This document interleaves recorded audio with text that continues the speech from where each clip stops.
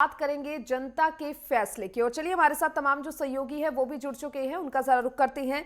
लखनऊ से हमारे साथ संवाददाता लालचंद जुड़ चुके हैं, साथ ही प्रयागराज से राघवेंद्र प्रताप सिंह हमारे साथ जुड़ चुके हैं, तो वहीं मुजफ्फरनगर से दीपक गर्ग हमारे साथ जुड़ चुके हैं। आप तीनों का बहुत बहुत स्वागत है। सबसे पहले लालचंद, आपके पास में आऊंगी। देखिए, लखनऊ की अगर बात करें, जिस तरीके से आज जनता का फैसला आना है, 9 सीटें उत्तर प्रदेश के उपचुनाव की काफी अहम सीटें मानी जा रही है। क्या कुछ तैयारियां मतगणना को लेकर कर ली गई हैं? सुरक्षा के दृष्टि से देखा जाए तो क्या कुछ पुख्ता इंतजाम वहां पर किए गए हैं? कि जिस तरीके से 20 नवंबर को उत्तर प्रदेश की 9 विधानसभा सीटों पर उपचुनाव संपन्न हुआ, छुटपुट घटनाएं भी देखने को मिली, लेकिन आज उसका परिणाम आने जा रहा है। जो 90 प्रत्याशी मैदान में थे, उनकी किस्मत का पिटारा 8 बजे से खुलना शुरू हो जाएगा। पहले बैलेट पेपर की जो है काउंटिंग की जाएगी, इसके बाद 8:30 बजे के बाद जो है ईवीएम की काउंटिंग शुरू हो जाएगी। सीतामऊ में 20 राउंड में जो है काउंटिंग होगी। इसके बाद जो 8 सीटें हैं उस पर 32 राउंड में जो है काउंटिंग पूरी होगी। और ऐसे में चुनाव आयोग की तरफ से सुरक्षा व्यवस्था के कड़े इंतजाम किए गए हैं। सीसीटीवी कैमरे भी लगाए गए हैं सभी जगहों पर, जिससे कि किसी भी प्रकार से कोई भी पार्टी आरोप ना लगा सके। इसको लेकर लखनऊ में जो मुख्य निर्वाचन अधिकारी कार्यालय है, वहां से भी मॉनिटरिंग की जा रही है। इसके बाद सभी जिलों पर जो है सीसीटीवी लगाए गए, वहां पर भी निगरानी की जा रही है। वहां पर त्रिस्तरीय सुरक्षा व्यवस्था के भी कड़े इंतजाम किए गए हैं, जिससे कि किसी भी प्रकार से जो है अप्रिय घटना न होने पाए। क्योंकि अक्सर देखने को मिलता है कि जब भी काउंटिंग शुरू होती है, इसके बाद पार्टी के जो नेता होते हैं या कार्यकर्ता होते हैं, वो कहीं ना कहीं हंगामा करते हुए कई बार ऐसी स्थिति देखने को मिली है। ऐसे में कहीं ना कहीं त्रिस्तरीय सुरक्षा व्यवस्था के भी कड़े इंतजाम किए गए हैं। जिस तरीके से अगर हम बात करें 9 सीटों की, तो अम्बेडकर नगर की जो कटहरी सीट है उस पर काउंटिंग हो रही है। इसके साथ ही जो सीतामऊ है, कानपुर की सीट, उस पर भी काउंटिंग होनी है। इसके बाद खैर जो अलीगढ़ की खैर विधानसभा सीट है, उसकी काउंटिंग होनी है, कुदुर्सी की होनी है और गाजियाबाद की होनी है। जो मीरापुर सीट है या कहा जाए कि जो खैर सीट है, इस पर जो है आज काउंटिंग होनी है। यानी कि 9 सीटों की जो काउंटिंग है वो आज सुबह 8 बजे से शुरू हो जाएगी। तमाम जो प्रत्याशी मैदान में खड़े थे, उनकी किस्मत का पिटारा खुलता हुआ दिखाई देगा। जनता ने इसके ऊपर भरोसा जताया है, किन मुद्दों पर भरोसा जताया है, इसको लेकर कहीं ना कहीं स्थिति साफ होती हुई दिखाई देगी। और ये माना जा रहा है कि 10:30-11 बजे के आसपास स्थिति साफ होती दिखाई देगी कि किसके खाते में कितनी सीटें जा रही है। क्योंकि जिसका देखने को मिला है कि जिस तरीके से बीजेपी की बात है, जो सत्ताधारी पार्टी है, कहीं ना कहीं जितोड़ मेहनत यहाँ पर करती हुई दिखाई दी। क्योंकि लोकसभा चुनाव के बाद ये सीटें खाली हुई थी। 8 सीटें जो है कहीं ना कहीं जो है विधायक के जो थे वो सांसद बने थे, और एक सीट पे जो कहा जा सकता है कि जो एक कांतलर की जो सीतामऊ की सीट है वो सजाफ्ता हुई थी। इसके बाद ये सीट खाली हुई थी। तो कहीं ना कहीं इस पर आज नतीजे आने जा रहे। लेकिन जिस तरीके से हम बात कर रहे थे बीजेपी की, तो बीजेपी कहीं ना कहीं इस पर पूरी तरीके से मेहनत करते हुए जिस तरीके से आप बता रहे हैं कि ये जो सीटें हैं उपचुनाव में, वो काफी 9 उपचुनाव जो सीटें हैं काफी अहम सीटें मानी जा रही है। और चलिए, हमारे साथ राघवेंद्र भी जुड़े हुए हैं प्रयागराज से। राघवेंद्र, क्योंकि देखिए ये 9 जो सीटें हैं अपने आप में काफी अहम सीटें मानी जा रही है, ऐसे में अगर हॉट सीट की बात करें तो किस तरीके से देखा जा सकता है इस पूरे चुनाव को?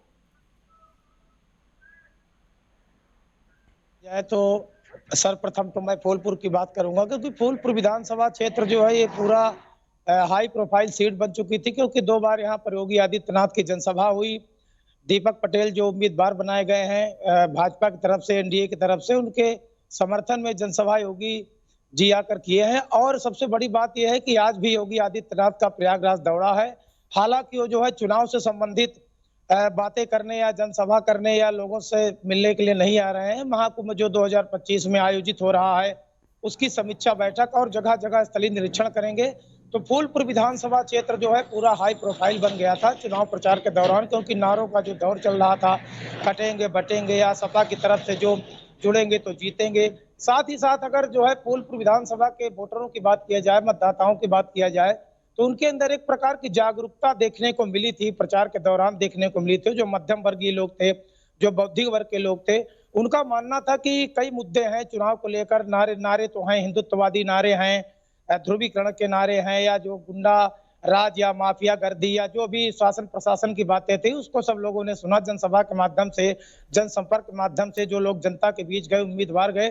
किंतु अगर वहां पर एक राजनीतिक विश्लेषण की बात किया जाए, मतदाताओं की बात किया जाए, जो शिक्षित मतदाताओं की, मध्यम वर्गीय मतदाताओं की, तो उनके दिमाग में एक प्रकार से जो मोदी जी की वैश्विक छवि जो बनती नजर आ रही है इन जो है 10 वर्षों में। दूसरा, विकास जो योगी सरकार ने किया है पूरे उत्तर प्रदेश में, तो विकास मुद्दे तो हर चुनाव में होते हैं। विकास को लेकर जो है जनता उत्साहित होती है, जागरूक होती है। किंतु विकास के मुद्दे के साथ साथ जो है, जो प्रयागराज का मेन मुद्दा था, यहाँ का फूलपुर का जो मेन मुद्दा था मतदाताओं के बीच जो था, वो था शासन प्रशासन की जो है जो व्यवस्थाएं हैं, योगी सरकार की जो व्यवस्थाएं हैं। क्योंकि ये 2 साल पहले जो है जो माफिया गर्दी चल रही थी प्रयागराज में, अतीक अहमद अशरफ उसके भाई, जिस प्रकार से योगी सरकार ने जो है माफियागिरी को खत्म किया है, गुंडा राज को खत्म किया है, शासन प्रशासन सुदृढ़ किया है, महिलाओं की सुरक्षा के लिए जो व्यवस्थाएं की हैं, उसको लेकर जनता काफी जागरूक थी। विकास के मुद्दे तो पीछे छूट गए थे, क्योंकि विकास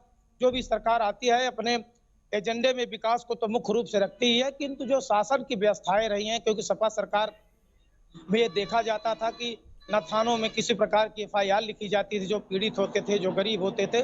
इसको भी लेकर भाजपा सरकार ने पूरा जो है सपा सरकार को घेरा था, क्योंकि भाजपा जानती है कि जो सपा सरकार के जो उम्मीदवार हैं या अखिलेश सपा के जो भी उम्मीदवार हैं, सीधा मुकाबला हमारा उनसे है। इसीलिए जो इस बार BSP पर भी उन्होंने कोई किसी प्रकार का आरोप या प्रत्यारोप नहीं लगाया। सामूहिक रूप से इंडी को जो है उन्होंने लक्ष्य किया था, फोकस किया था इंडी पर। लेकिन मुख्य रूप से जो है सपा गवर्नमेंट को, जो पिछली गवर्नमेंट थी सपा, उसके जो है जो भी कारनामे थे या जो भी उनके उम्मीदवार थे, उस पर फोकस किया गया। कहीं ये जो 9 सीटें अपने आप में काफी महत्वपूर्ण मानी जा रही, क्योंकि 2027 की सेमीफाइनल के तौर पर भी इसको देखा जा सकता है। तो चलिए, आप तीनों लगातार हमारे साथ बने रहिए, यहाँ पर लगातार जानेंगे कि आखिर जनता का फैसला क्या है। और लगातार जो हमारे तमाम सहयोगी है वो भी हमारे साथ बने हुए हैं।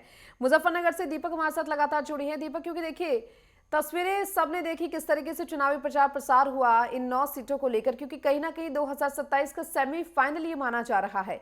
क्या कुछ तस्वीरें हैं, किस तरीके से ये जो 9 सीटें हैं अपने आप में काफी महत्वपूर्ण हो जाती हैं?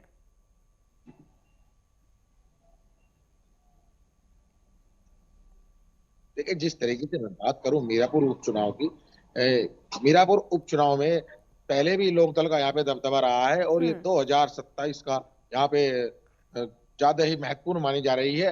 तो जो अपनी अपनी पार्टियां अलग अलग जो यहाँ पे दावे ठोक रही है, हम जीत जाएंगे, हम जीत जाएंगे, इसको देखते हुए आज बीजेपी और लोकदल से जो गठबंधन प्रत्याशी है मिथिलेश पाल, वो यहाँ से जीत का परचम लगाने वाली है। जहाँ तक हमें लग रहा है कि 57% जो पोलिंग हुआ है, उसको देखते हुए कि लोकदल की प्रत्याशी और शंभुल राणा के जो समाजवादी और कांग्रेस के गठबंधन प्रत्याशी हैं, उनमें कांटे की टक्कर मानी जा रही है। कहीं ना कहीं यह इसका प्रभाव 2027 के चुनाव में पड़ने वाला है।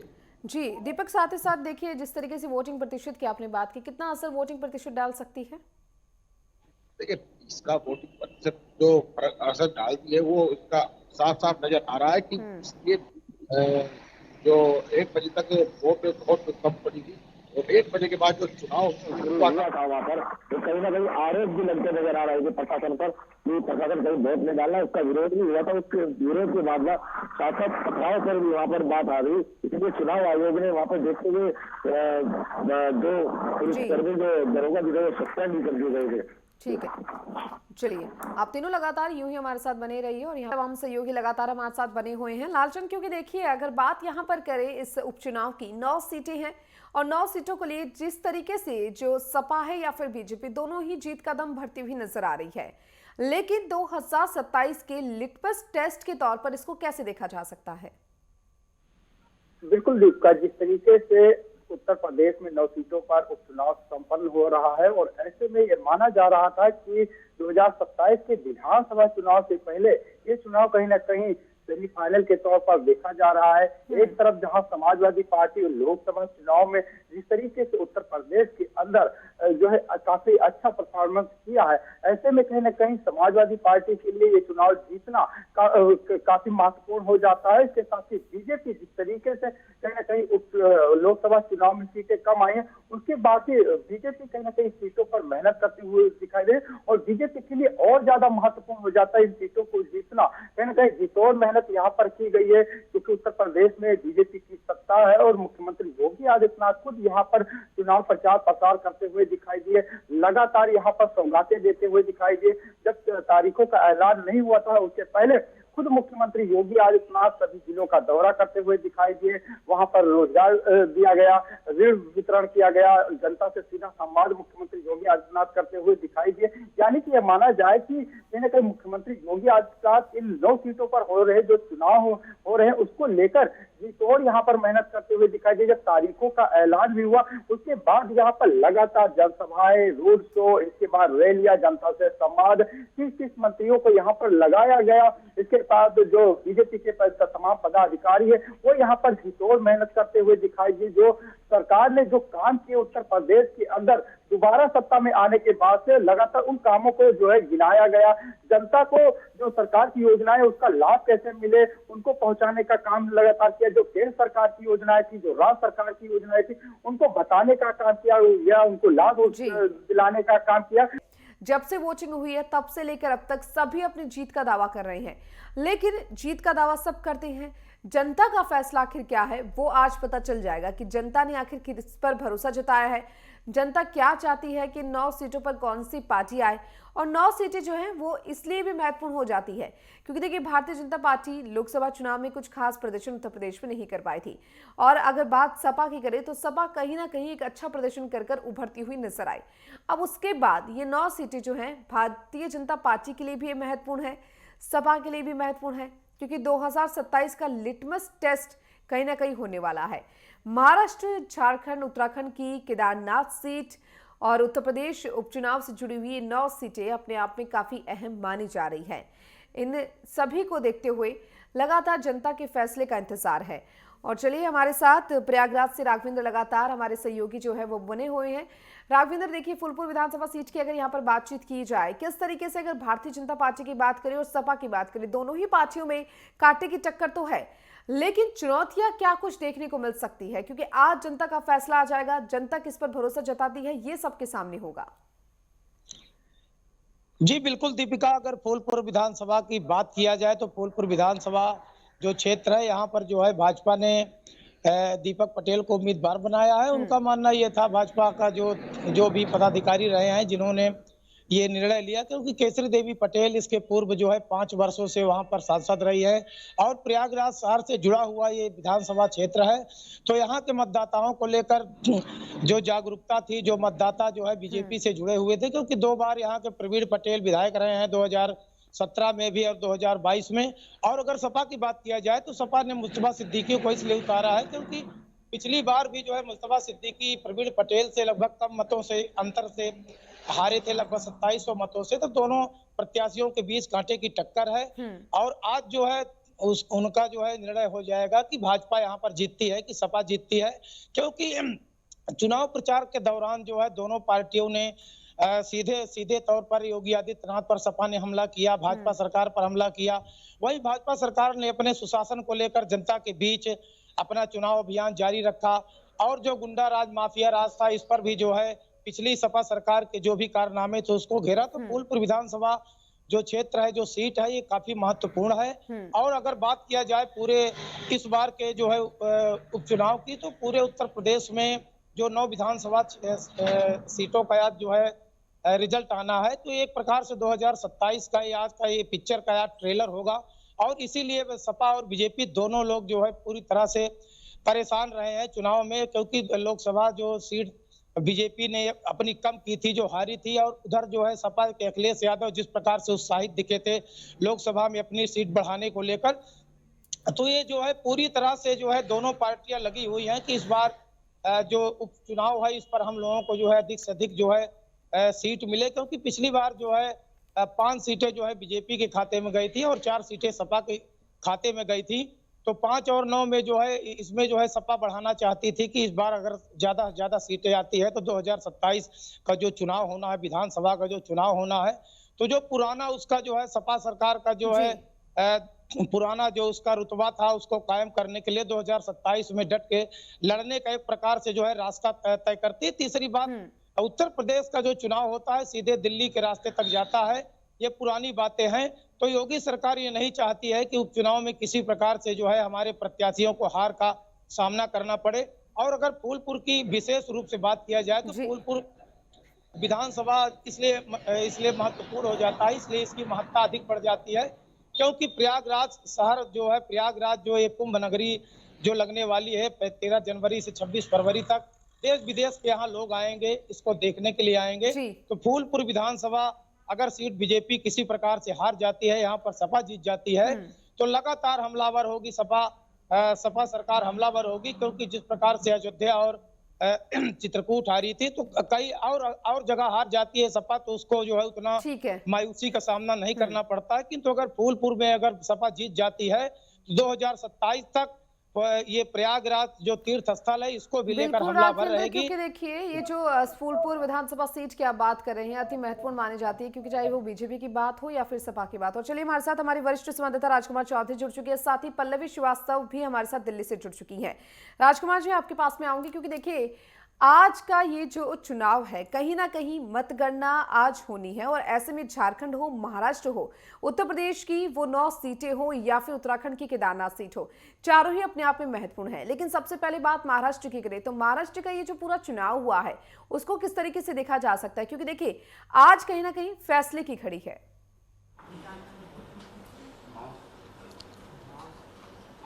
देखिए दीपिका, थोड़ा सा इतिहास के पन्नों को कहीं ना कहीं पलटने की आवश्यकता होती है। अगर महाराष्ट्र का हम देखें तो इतिहास गवाह है कि 1960 में महाराष्ट्र का गठन हुआ और बहुत लंबे समय तक वहाँ पे कांग्रेस सत्ता में रही। 2 साल बाद जब गठन हुआ प्रदेश का तो उसके बाद 2 साल बाद चुनाव हुए। उन चुनावों में प्रचंड बहुमत के साथ 261 सीटों को लेकर कांग्रेस कहीं ना कहीं प्रथम पायदान पर थी और एक तरफा कहा जा सकता है उस दौर को। लेकिन पिछले 34 वर्षों से महाराष्ट्र जो है वो कहीं ना कहीं गठबंधन की सरकारों पर चलता हुआ आ रहा है। जिस तरीके की परिस्थितियाँ, क्योंकि अगर देश की आर्थिक राजधानी के तौर पर अगर माना जाए तो बॉम्बे को कहीं ना कहीं प्रथम पायदान पर रखा जाता है, उसको माया नगरी के तौर पर जाना जाता है। पिछले 34 सालों में जिस तरीके से आतंकवाद का पर्याय वहाँ पे रहा, तमाम जो माफिया हैं वो वहाँ पे सक्रिय रहे, तो उसको कहीं ना कहीं इसको देख के चलना पड़ेगा। लेकिन ये जो चुनाव है, ये चुनाव कहीं ना कहीं एक नए कीर्तिमान स्थापित करता हुआ दिखेगा। और देखिए लाडली जो बहना परियोजना जो रही है, उस परियोजना का इतना असर वहाँ पे दिखा है, क्योंकि अभी तक का इतिहास वो भी बताता है कि 66% से ज़्यादा मतदान वहाँ पे हुआ है। जब कभी कभी मतदान बढ़ता है तो जो विश्लेषक हैं, जो जानकार हैं, वो भी इस बात की पुष्टि करते हैं कि वो सत्तारूढ़ पार्टी के कहीं ना कहीं पक्ष में जाता है, क्योंकि प्रचंड बहुमत के साथ लोग एग्रेसिव होते हैं और एग्रेसिव होकर आक्रामक होकर जब वोट करते हैं तो उसमें कहीं ना कहीं जो जीत की संभावना होती है वो सत्ता की तरफ होती है। 7,500 रुपये दीपावली के आसपास ट्रांसफर कर दिया, क्योंकि अगर देखा जाए, हम अगर घोषणा पत्रों को देखें तो उन घोषणा पत्रों में ये दिखता है कि जो लोग विपक्ष में थे उन लोगों ने घोषणा की है कि अगर हम सत्ता में आएंगे तो ये करेंगे। लेकिन जो सत्तारूढ़ पार्टी है, जो सत्ता में सत्ताधीश हैं, उन सत्ताधीशों ने 7,500 रुपये जो महिलाएं हैं उनके अकाउंट में ट्रांसफर कर दिया दीपावली के आसपास। तो उसका एक बहुत बड़ा असर कहीं ना कहीं इसमें दिखेगा। और अगर महाराष्ट्र के चुनाव की बात करें तो महाराष्ट्र 2 जगह कहीं ना कहीं बढ़ता हुआ दिखता है, एक शहरी क्षेत्र है और एक ग्रामीण क्षेत्र है। तो शहरी क्षेत्र जो है उस शहरी क्षेत्र में सीधा सीधा मुकाबला अगर पूरे और थोड़ा सा समझने का प्रयास करें तो कभी ये पहली बार ऐसा हो रहा है कि शिवसेना भारतीय जनता पार्टी के अगेंस्ट जाके चुनाव लड़ेगा। पिछले चुनाव की बात करें तो उद्धव ठाकरे भारतीय जनता पार्टी के साथ ही लड़े थे और भारतीय जनता पार्टी की बी पार्टी शिवसेना को कहा जा सकता है। बड़े लंबे समय तक जिस तरीके से ठाकरे ने अपनी राजनीति शुरू की, बाला साहब ठाकरे का एक दौर रहा, वो कभी चुनाव में नहीं उतरे, लेकिन उसके बावजूद सत्ता की कमान उनके हाथों में रही। शरद पवार जैसे नेता मिले, मतलब 38 साल की उम्र में उन्होंने बगावत की कांग्रेस से और अलग जो सरकार थी वो सरकार बना ली और सबसे कम उम्र के मुख्यमंत्री महाराष्ट्र में बने। लेकिन आज उनकी क्या स्थिति है, आज उनका भतीजा जो है वो उनके साथ नहीं है, उसने बगावत कर दिया। उद्धव उद्धव ठाकरे जो है उनकी शिवसेना टूट चुकी है। तो एक जो घटनाक्रम है उस घटनाक्रम में बहुत सारी चीज़ें, बहुत सारे फैक्टर कहीं ना कहीं बढ़ते हुए दिखेंगे और भारतीय जनता पार्टी कहीं ना कहीं वहाँ संगठित होती हुई दिखी है। उसके अलावा अगर बात कर लें तो गृहमंत्री अमित शाह ने जिस तरीके से इस कैंपेन को चलाया, क्योंकि महाराष्ट्र की अगर बहुत सारा इलाका ऐसा है दीपिका वहाँ पे कि जहाँ पे उत्तर प्रदेश, मध्य प्रदेश, राजस्थान की बहुत जो आबादी है, जो लोग वहाँ पे काम करने के लिए गए हैं वो वहाँ पे हैं। बिहार की जनसंख्या के बहुत सारे ऐसे लोग हैं कि जो वहाँ पे वोटर की स्थिति में हैं और उसको कहीं ना कहीं वो जो रणनीति थी भारतीय जनता पार्टी की, उसने बहुत बेहतर तरीके से बूथों पे काम किया। उत्तर प्रदेश के मुख्यमंत्री योगी आदित्यनाथ को वहाँ पे एक कैंपेनर के तौर पे, एक चुनाव प्रचारक के तौर पे वहाँ पे ले जाया गया और उन्होंने जिस तरीके से चीज़ों को रखा, जिस तरीके से उत्तर प्रदेश की बात को उन्होंने कहा कि हमने माफियाओं की रीढ़ तोड़ी है, इसमें कोई दो राय नहीं है कि उत्तर प्रदेश आज वो उत्तर प्रदेश नहीं है। उत्तर प्रदेश आज कहीं ना कहीं देश की राजनीति में पहले से बहुत बड़ा योगदान रहा है, क्योंकि जिन 80 से ज्यादा सीटों को लेकर यहाँ से प्रधानमंत्री बनते हैं, आज भी देश को सबसे ज्यादा प्रधानमंत्री देने वाला जो प्रदेश है वो उत्तर प्रदेश है। तो उत्तर प्रदेश के मुख्यमंत्री योगी आदित्यनाथ का जो दौर रहा, जो उनकी आक्रामक छवि रही, जिस तरीके से उन्होंने बटोगे तो कटोगे, और ये जो बयान है, इन बयानों ने कहीं ना कहीं एक संगठित किया लोगों को और लोगों को समझाने का ये प्रयास किया कि उन्हें अपनी वोट का जो इस्तेमाल है वो कहाँ करना है। महामतदान की महा कवरेज जो है वो लगातार जारी है और ऐसे में हमारे साथ लगातार हमारे सहयोगी भी जुड़े हुए हैं। पल्लवी दिल्ली से हमारे साथ जुड़ी है। पल्लवी, क्योंकि देखिए जिस तरीके से अगर बात यहाँ पर इन चारों जो चुनाव जिन जिन राज्यों में हो रहे हैं उनकी कर ले, कितना असर कहीं ना कहीं दिल्ली पर इसका देखने को मिल सकता है, क्योंकि दिल्ली में भी चुनाव होनी है और जो रिजल्ट, जो मतगणना होगी उसके बाद वोटिंग के बाद जो रिजल्ट आएंगे उनका क्या कुछ असर कहीं ना कहीं देखने को मिल सकता है? देखिए, जिस तरीके से बीजेपी ने माटी रोटी और कपड़े को लेकर अपनी कैंपेनिंग शुरू की थी, कैंपेनिंग शुरू करने के बाद अभी महाराष्ट्र और झारखंड का चुनाव हुआ, उसके बाद से आप देख रहे हैं कि लगातार बीजेपी हमलावर रही है झारखंड में भी। और जहां तक दिल्ली की बात रही, दिल्ली की सियासत की बात रही, तो यहाँ पर जैसे पहले जो इलेक्शन अभी बीता है उसके बाद से लगातार बीजेपी जो है वो अपने नए नए गठबंधन बना रही है और डेली अमित शाह और जेपी नड्डा बीजेपी हेडक्वार्टर में वो कैंपेनिंग शुरू करते हैं और हमेशा एक बैठक बुलाते हैं जिसमें वो लगातार बातें करते हैं और किस तरीके से इस चुनाव को और आगे ले जाया जाए, क्योंकि लोकसभा का इलेक्शन जो अभी बीता है उसमें बीजेपी को सबसे ज्यादा झटका मिला है। उसके बाद से ही लगातार बात की जाए अगर दिल्ली की चुनावी रणनीति को लेकर, जो कि यहाँ विधानसभा चुनाव होने वाले हैं, विधानसभा चुनाव के बाद से जो भी यहाँ बातें होंगी, उसके बाद बीजेपी इतना हमलावर हुई है क्योंकि आम आदमी पार्टी और कांग्रेस की जो यहाँ रणनीति रही है वो बहुत ही कायम रहा है, काबिज रहा है दिल्ली की सत्ता में भी। और जिस तरीके से आप देख रहे हैं कि हरियाणा में जो अभी इलेक्शन बीता है और कांग्रेस ने पहले ही मिठाई बांट दी थी, मिट्टी जो उन्होंने बांट दी थी, उसको लेके भी बीजेपी बहुत ज्यादा हमलावर रही है। और बीजेपी का ऐसा कहना है कि जब तक हमारे पास कोई ऐसी पुष्टि ना हो, जब तक कोई रणनीति या कोई भी सत्ताधारी ना कर ले, उसके बाद ही हम कुछ आगे प्रयास करेंगे। बिल्कुल, क्योंकि देखिए जिस तरीके से इन चुनाव के रिजल्ट आज आने वाले हैं, कहीं ना कहीं दिल्ली पर भी इसका खासा असर देखने को मिलेगा। और लगातार हमारे साथ लालचंद भी जुड़े हुए हैं। लालचंद, क्योंकि देखिए ये जो सीटें हैं उत्तर प्रदेश के उपचुनाव की 9 सीटें, इनमें से अगर सबसे हॉट सीट की बात करें तो कौन सी मानी जा रही है जिस पर भाजपा और सपा का कड़ा मुकाबला है? करहल सीट से जिस तरीके से अखिलेश यादव ने इस्तीफा दिया था, वो सांसद बने थे, ये काफी महत्वपूर्ण हो जाती है। और जो केंद्रीय मंत्री हैं जयवीर सिंह, उनको एक बड़ी जिम्मेदारी दी गई थी और लगातार यहाँ पर वो कैंपेनिंग करते हुए दिखाई दिए। और यही सीट अगर सीतामऊ की बात की जाए जो कानपुर के, इसको लेकर भी कहीं ना कहीं बीजेपी ने जीतोड़ मेहनत की है। और ये ऑलराउंड सभी सीटों की देखा जाए तो कहीं ना कहीं बीजेपी के लिए सभी सीटें महत्वपूर्ण हो जाती है जीतना, क्योंकि लोकसभा चुनाव में जिस तरीके से नतीजे आए उसके बाद से बीजेपी कहीं ना कहीं इस सभी सीटों पर जीतोड़ मेहनत करती हुई दिखाई दी। खुद उत्तर प्रदेश के मुख्यमंत्री योगी आदित्यनाथ लगातार प्रचार प्रसार करते हुए दिखाई दे। 30 मंत्रियों को लगाया गया और इसके साथ ही जो बीजेपी के तमाम पदाधिकारी है उनको भी जिम्मेदारी दी गई कि जनता तक सीधा संवाद करे, जिससे कि 9 की 9 सीटों को जीता जा सके।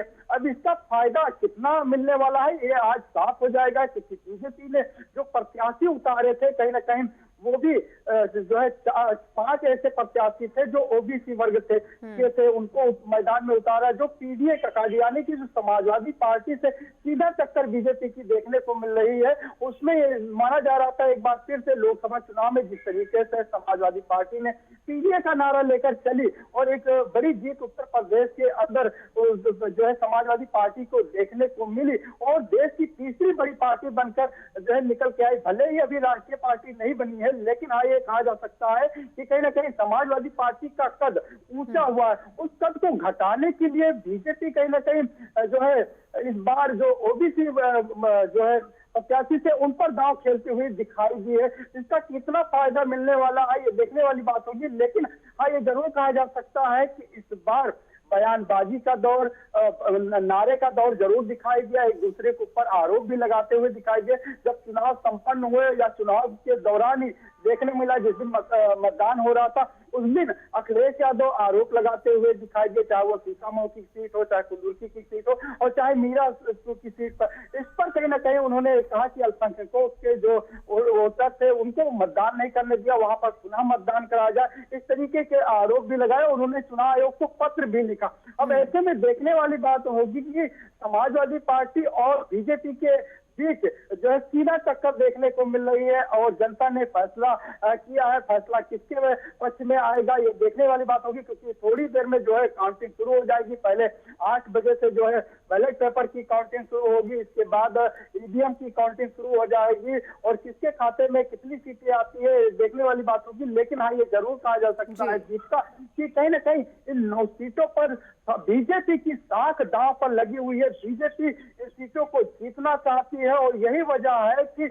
उन्होंने जहां पीडीए की कार्ड निकाली है तो वहीं ये भी कहा जा सकता है कि समाजवादी पार्टी यहां पर इस सीटों को जीतने के लिए कहीं ना कहीं जितोड़ मेहनत करते हुए दिखाई दे रही है, क्योंकि जिस तरीके से 2027 में विधानसभा चुनाव होना, उसके पहले कहीं ना कहीं ये सभी चुनाव जो है सेमीफाइनल के तौर पर देखे जा रहे हैं और यही वजह है कि इस पर जो है सभी पार्टियां जोर एडवाइस करती हुई दिखाई दे रही है। बहुजन समाज पार्टी की बात है तो बहुजन समाज पार्टी भी कहीं ना कहीं चुनाव लड़ती हुई दिखाई दे रही है। कांग्रेस जिस तरीके से समाजवादी पार्टी का गठबंधन रहा, कांग्रेस जो है पूरे मैदान में नहीं दिखाई दी, यहाँ तक कि संयुक्त प्रचार प्रसार करती हुई नहीं दिखाई दी, अपने प्रत्याशी नहीं उतारे। तो ऐसे में कहीं ना कहीं इंडिया गठबंधन पर भी सवाल उठे। फिलहाल कांग्रेस की तरफ से कहा गया कि हम इंडिया गठबंधन के साथ हैं, लेकिन कहीं ना कहीं भीतर घात भी बीजेपी के अंदर देखने को मिला है। जिस तरीके से चीजें जीतता निकल के आई है कि जो कल जब मतदान संपन्न हुआ उसके बाद ये निकल के आया कि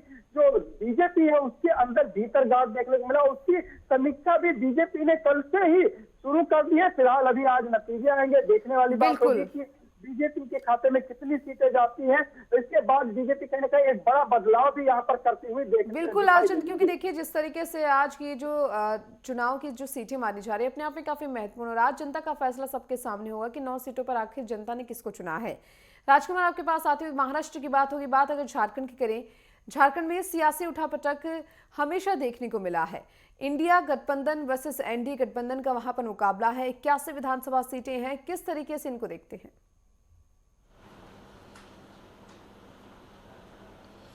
देखिए दीपिका, झारखंड की यदि बात हम करते हैं तो झारखंड को बनाने का पूरा श्रेय भारतीय जनता पार्टी को जाता है।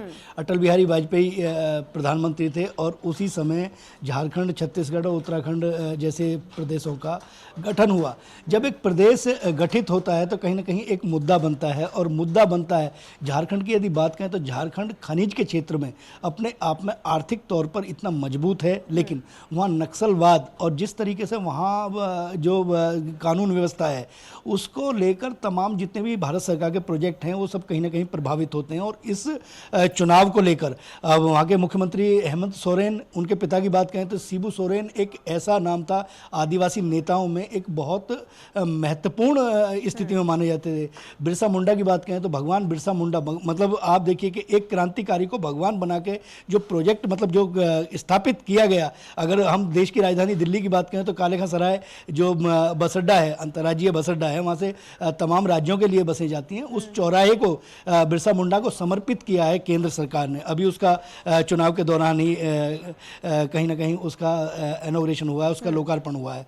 तो ये जो इमोशन है, ये जो भावनाएं हैं, भावनात्मक तौर पर जब चीज़ों को जोड़ा जाता है तो स्वाभाविक तौर पर उसके परिणाम आते हैं। देखिए, जनता जनार्दन है लोकतंत्र में, इसमें कोई दो राय नहीं है। हेमंत सोरेन ने जिस तरीके से सरकार चलाई, वो जेल गए, जेल में रहते हुए उन्होंने जिस तरीके से चंपई सोरेन को अपनी सत्ता जो है वो ट्रांसफ़र की। आज चंपई सोरेन कहाँ हैं? लेकिन एक बात जरूर इसमें तय होती है कि जिस तरीके से हेमंत सोरेन आए और वो जमात पर जब बाहर आए तो उन्होंने सत्ता को दोबारा से हासिल करने का जो प्रयास किया, उससे कहीं ना कहीं एक अंदर एक व्यवस्था कहीं ना कहीं बनती है। झारखंड मुक्ति मोर्चा में जो सेकंड पार्टी के जो नेता थे, जो सेकंड लाइन के जो नेता थे, उनमें कहीं ना कहीं ये बात आई कि यार शायद हो सकता है कि ये पारिवारिक पार्टी बन के रह जाए। तो कहीं राजनीतिक महत्वाकांक्षा कोई ना कोई आदमी देखता है। लेकिन देखिए, चुनाव में परिणाम जो है वो बहुत मायने रखते हैं। लेकिन कांटे की टक्कर है और भारतीय जनता पार्टी ने जिस तरीके से वहां पर चुनाव लड़ा, जिस तरीके से, देखिए चुनाव में सबसे बड़ी बात होती है दीपिका, एग्रेसिव रहना, आक्रामक रहना। और जहां सत्ता होती है, उस सत्ता को यदि कटघरे में खड़ा किया जाता है तो स्वाभाविक तौर पर उसके परिणाम जो है वो सार्थक आने की संभावना होती है। सत्ता के विपक्ष में कहीं ना कहीं, क्योंकि अगर हम महाराष्ट्र और झारखंड की बात करते हैं तो महाराष्ट्र और झारखंड में जमीन आसमान का अंतर है। वहां सत्ता के साथ हैं लोग और यहाँ मुझे ऐसा लगता है कि शायद हो सकता है सत्ता के विरोध में रहें, लेकिन परिणाम क्या आते हैं ये देखना काफी अहम माने जा रहे हैं। ठीक है, चलिए, बहुत बहुत शुक्रिया आप सभी का तमाम जानकारी को साझा करने के लिए।